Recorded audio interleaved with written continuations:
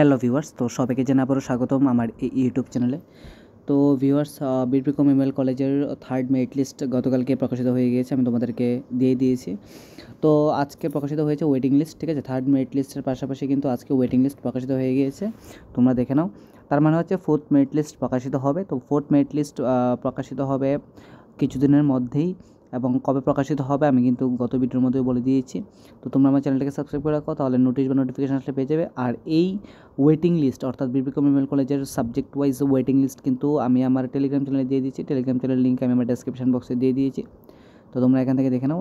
এটা হচ্ছে বীরবিক্রম এমএল কলেজের বেঙ্গলি, তারপর ইংলিশ, পলিটিক্যাল সায়েন্স সব কিছু এ টু জেড দেওয়া আছে, ঠিক আছে।